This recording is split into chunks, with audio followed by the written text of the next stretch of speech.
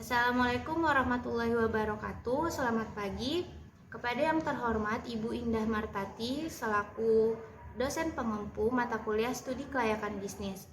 Kami kelompok Mi.iStore dari kelas 6A yang beranggotakan saya Veronica Andana sebagai moderator dan pemateri, kemudian Nurlia sebagai pemateri, dan juga Mentarinda sebagai pemateri sekaligus owner dari Mi.iStore. Di sini kami akan mempresentasikan cakupan aspek-aspek studi kelayakan bisnis dari Mi.iStore. Di sini saya akan menjelaskan mengenai aspek lingkungan. Aspek lingkungan terdiri dari lingkungan operasional, lingkungan industri, dan juga lingkungan jauh. Di sini saya akan menjelaskan tentang lingkungan operasional.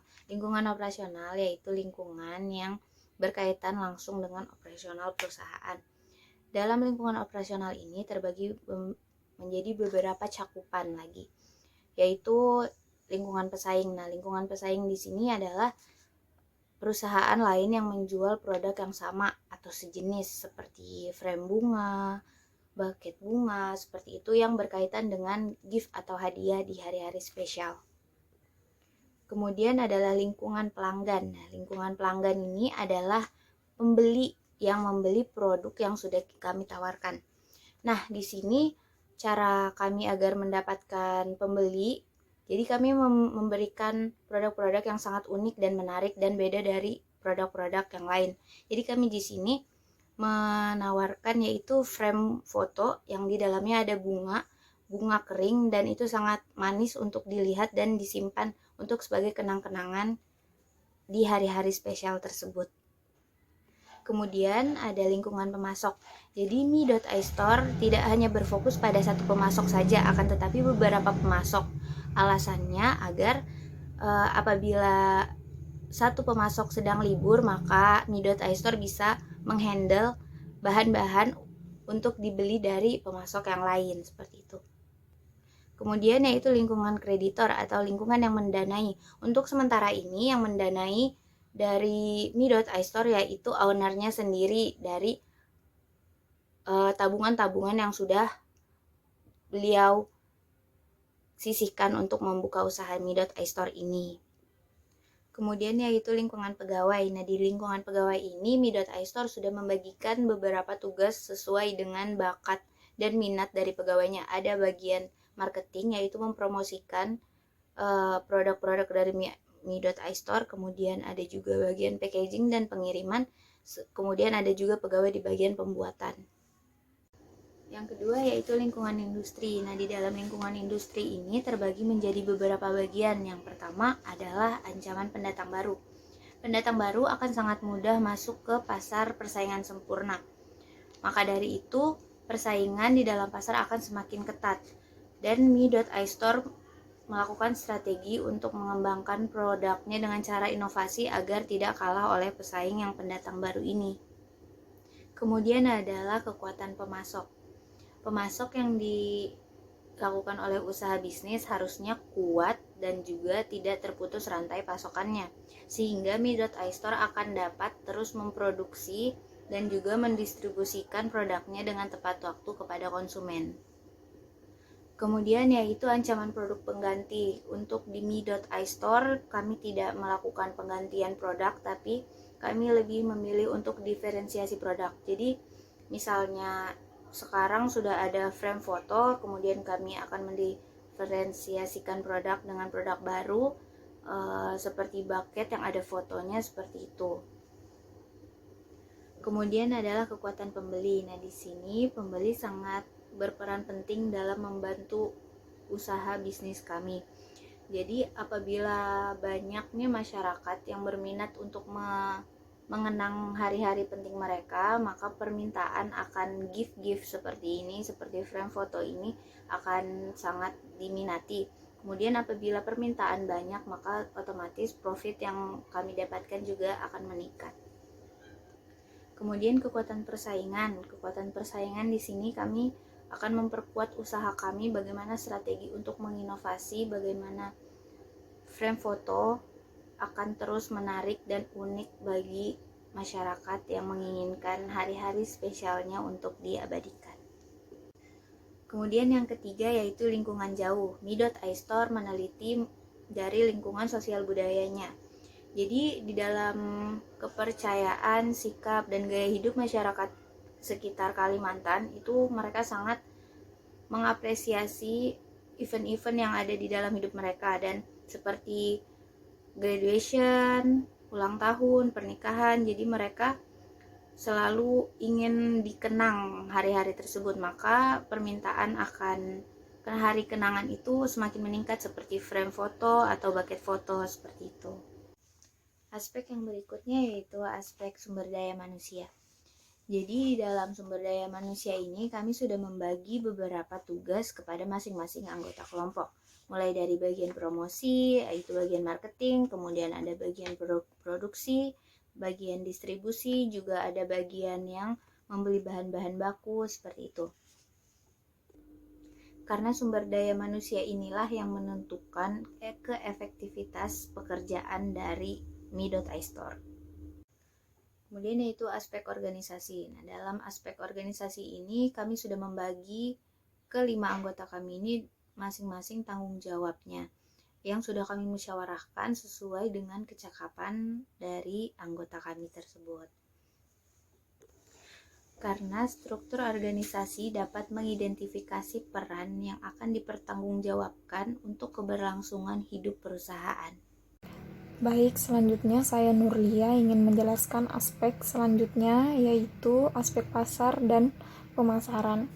Arti dari pasar itu sendiri yaitu tempat berkumpulnya para penjual yang ingin menawarkan barang atau jasa kepada para pembeli yang mempunyai keinginan dan kemampuan untuk memiliki barang dan jasa tersebut, sehingga terjadinya kesepakatan transaksi atas kepemilikan barang dan jasa. Dan pemasaran merupakan salah satu kegiatan yang dilakukan untuk menyampaikan hasil produksi. Pemasaran selalu berada di antara produsen dan konsumen. Ini artinya bahwa perdagangan menjadi penghubung antara produsen dan konsumen. Kegiatan pemasaran tidak terlepas dari peranan pedagang yang selalu mendistribusikan barang melalui berbagai cara. Aspek pasar dan pemasaran kami bagi menjadi dua, yaitu pemasaran langsung dan pemasaran tidak langsung. Yang pertama saya akan menjelaskan aspek pemasaran langsung yang dibagi menjadi tiga, yaitu target pasar, pesaing, dan sasaran pembeli. Target pasar dari Mi.iStore sendiri yaitu semua kalangan baik laki-laki maupun perempuan. Rentan usianya dari 16 sampai 35 tahun. Untuk lebih spesifiknya, kami lebih menargetkan pelajar dan mahasiswa. Untuk kalangan pekerja, kami menargetkan mereka karena terkadang mereka membutuhkan produk yang Mi.iStore tawarkan, sehingga usaha ini memiliki peluang yang cukup besar untuk lebih berkembang lagi ke depannya. Yang kedua yaitu pesaing. Di bidang usaha ini terbilang cukup banyak. Namun Mi.iStore memiliki keunggulan. Yang pertama, bahan-bahan yang kami gunakan berkualitas, awet dan tahan lama. Yang ketiga, gratis konsultasi terkait desain dan bebas request warna bunga. Dan setiap pembelian frame bunga gratis box dan paper bag. Yang ketiga, sasaran pembeli. Dalam menjalankan usaha ini, sasaran pembeli kami yaitu mencakup semua kalangan masyarakat. Biasanya calon pembeli dari kalangan anak muda, mereka memberikan kado pada momen-momen khusus ataupun hari penting lainnya. Selanjutnya, pemasaran tidak langsung yang dibagi menjadi tiga. Yang pertama, dari mulut ke mulut atau WOM. Yang kedua, media internet. Yang ketiga, pengembangan produk. Media promosi dari mulut ke mulut atau WOM. Promosi ini merupakan paling sederhana, serta tidak memerlukan biaya untuk melakukan promosi ini. Yang kedua, media internet. Media internet yang kami gunakan yaitu Instagram, WhatsApp, dan Facebook. Dan yang terakhir, pengembangan produk. Selain melakukan berbagai strategi pemasaran, seperti sebelumnya, kami juga mempromosikan produk kami dengan cara menambah pasar baru untuk memperluas jangkauan yang sudah dimiliki. Kami juga menerima pesanan untuk skala besar dan juga produk yang kami kerjakan bisa diaplikasikan berbagai macam aspek teknis dan produksi. Usaha ini menggunakan bahan dasar frame 2D and 3D untuk membingkai kenangan atau momen khusus menjadi kado yang lebih menarik dan dapat dipajang di mana saja. Selain menyimpan kenangan kreasi, kado frame ini juga dapat memperindah ruangan. Selanjutnya, peralatan utama yang dibutuhkan untuk membuat produk frame ini yaitu laptop, printer, gunting, dan alat lem tembak. Bahan utama yang dibutuhkan untuk membuat produk frame ini yaitu frame 2D, frame 3D fiber, frame 3D kayu jati, kertas buffalo, kertas foto, pita satin, box paper bag, kawat, bunga edelweiss, bunga mini, dan wrapping paper. Saya Mentarinda, di sini saya akan menjelaskan mengenai studi kelayakan bisnis dari aspek keuangan.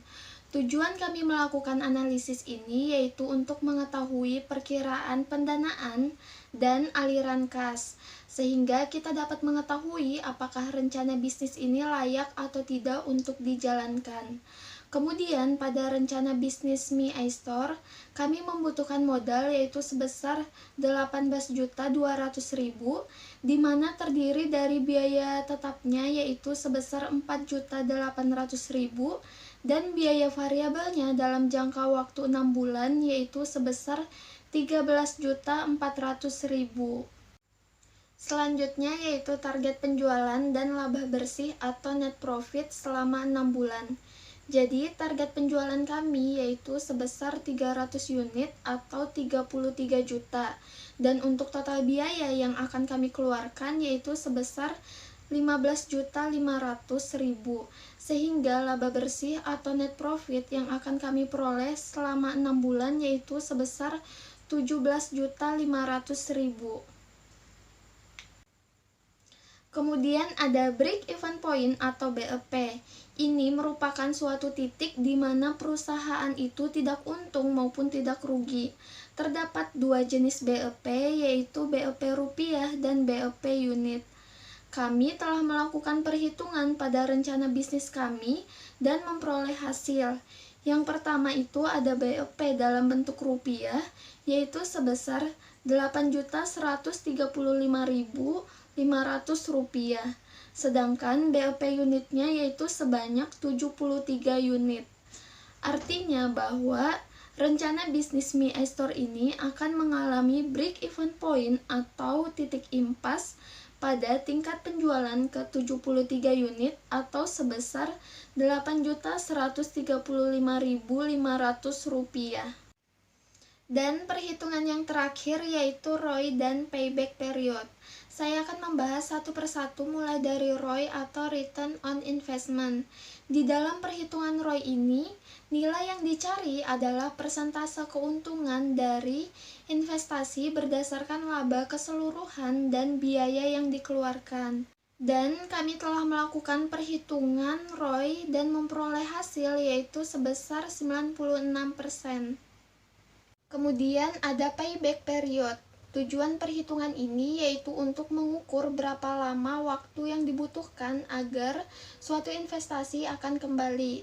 Pada rencana bisnis Mi iStore ini, waktu yang dibutuhkan untuk mengembalikan suatu investasi atau payback period yaitu 1 bulan 14 hari.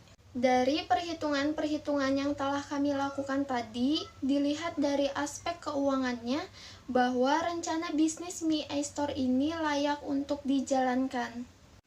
Selanjutnya yaitu studi kelayakan bisnis dari aspek teknologi informasi. Di zaman sekarang ini, teknologi dan informasi semakin berkembang dan semakin canggih. Adapun alat yang kami gunakan untuk proses produksi yaitu yang pertama ada laptop. Laptop ini kami gunakan untuk mendesain tampilan dari frame kami agar terlihat lebih menarik dan disukai oleh banyak konsumen. Nah, aplikasi yang kami gunakan untuk mendesain ini yaitu yang pertama ada Photoshop dan CorelDRAW. Kemudian selain laptop kami pun menggunakan alat yaitu printer, untuk mencetak foto atau hasil desain kami. Selain perkembangan alat teknologi, teknologi internet pun juga semakin berkembang dari tahun ke tahun. Semua informasi dapat kita peroleh dengan cepat dan tepat melalui internet. Sehingga kami pun memanfaatkan hal ini untuk mempromosikan produk kami melalui sosial media seperti Instagram, Facebook, dan WhatsApp. Aspek risiko, yang artinya kegagalan, hambatan, atau kendala. Secara umum, risiko adalah keadaan yang bisa bersifat ketidakpastian dan bisa juga bersifat kepastian. Kuncinya adalah seberapa sempurna seseorang mendapatkan informasi. Semakin banyak informasi yang didapat, maka semakin akurat perhitungan besar kecilnya risiko yang dihadapi. Aspek risiko kami bagi menjadi 3, yaitu risiko keuangan, risiko pasar, dan yang ketiga risiko perubahan bahan baku. Untuk risiko keuangan, risiko ini terjadi dan berdampak pada kerugian dalam aspek keuangan pada usaha mie iStore. Yang kedua yaitu risiko pasar. Risiko yang terjadi akibat pesaing usaha, gaya hidup pelanggan, dan adanya pesaing yang lebih besar dan mampu menguasai pasar. Dampak mengurangi jumlah penjualan sekaligus mengurangi omset. Yang ketiga, risiko perubahan harga bahan baku. Di samping semakin sedikitnya bahan baku, kenaikan harga bahan baku juga menjadi salah satu jenis risiko yang cukup mempengaruhi terhadap kinerja suatu usaha. Sekian presentasi dari kelompok kami, kurang lebihnya kami mohon maaf. Wassalamualaikum warahmatullahi wabarakatuh.